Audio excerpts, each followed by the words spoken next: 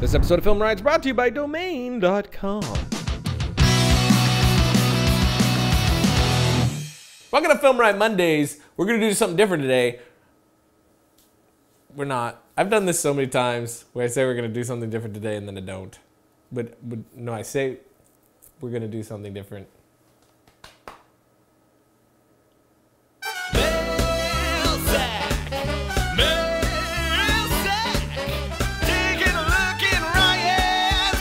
Thoughts on renting compared to owning a camera, and should I just keep my T3i and buy new glass? The real answer is that totally depends on you, and there is no one right answer. It depends on what your budget is, what sort of projects you do, what style you like to shoot in.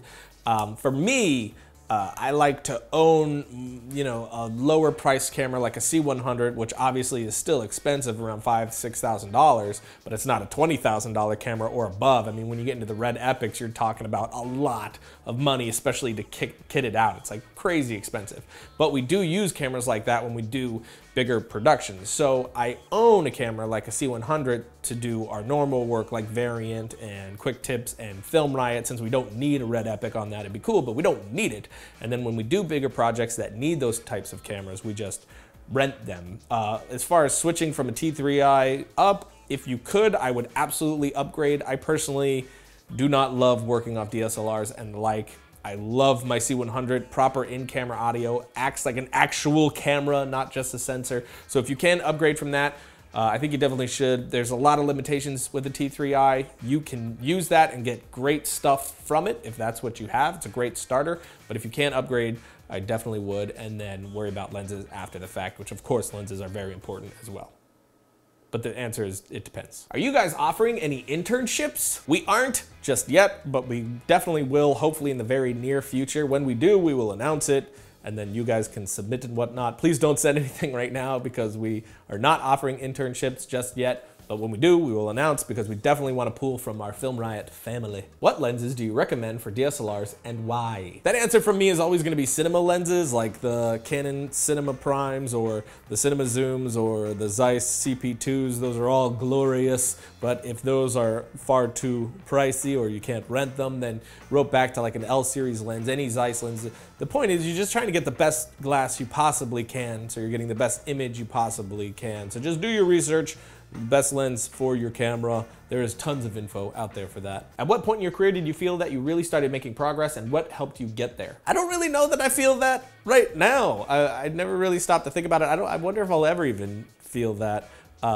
I don't know. I'm just always trying to do something new, something cool. So I'm always just focused on that, just making new things, learning more, hopefully becoming a better filmmaker through the different things that we're doing. As far as what helped me get where I'm at, I think it's just being so passionate about the thing that I can never stop doing it. Like a day that goes by that I didn't learn something about what I love or put some brain power to it or come up with a new idea, I feel like I just had an entirely wasted day.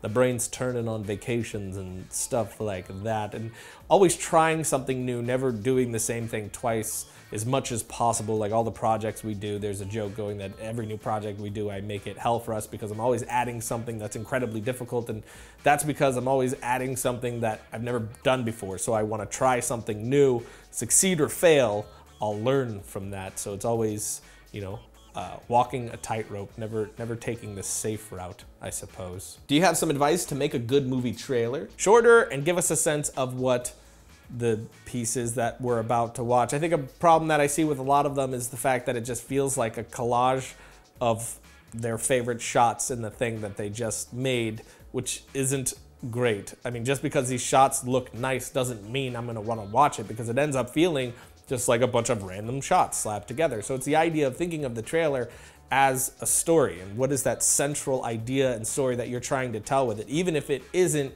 obvious on the surface, you're visually laying things out for me and it'll feel structured. So it's the idea of giving me the sense of what it is I'm about to get into, not necessarily telling me the story of what the film is. You don't have to do that. A lot of times it's more fun to get in there and find out, but give me a reason to want to watch it, and tell a story within that trailer. Thinking of it in those terms will give you a much tighter and interesting trailer, I think. Is Josh as crazy as we all think he is? Yes. Yes. Yes. I don't know how to take that. Yes. Last question, can you live by making short movies in this time? Only short movies and no side projects. I think you totally can. I think anything is possible. I just think it's a matter of trying something new, seeing a hole and then filling it, whatever that is. Like FilmRiot, when we started it, we saw a hole on the internet that could be filled by our content, and that's what we did. And now there's tons of stuff like it, but at the time there really wasn't much like it. So, you know, short films, is there a market for it? Look at what that market is. Look at where people are looking at the short films. What could you do to make that attractive, make you stand out among the rest? And then how do you monetize that? I can't tell you how to do that, but I think it's entirely possible. It's just a matter of looking at how things are now. I mean, everything's totally going digital, streaming. People are watching movies on their phones and their tablets. It's just everybody's super busy and moving fast and wanting their entertainment to do the same. So what would that look like in 5 years? How could you create a business model to follow along with that? And why will people care? So it's a matter of looking at it that way. And I think you totally could. I mean, what we do is a lot of short film along with what FilmRiot is, and those kind of just circle into each other. So we're sort of making a living off of short films in a way. So it's a matter of figuring out the business model for you that makes sense and trying to, you know, think about where the puck's going to be, not where it is now. That awesome quote, which is so true. Domain.com is the place to go if you want a website. You need a hosting plan, one that's reliable and affordable. They have it. You need a domain name, and if the one you want is taken, you can use the domain discovery service to help pick the one that's right for you. And if you use a coupon code FilmRiot at checkout, you get 15% off your domain names and web hostings. So when you think domain names, think domain.com.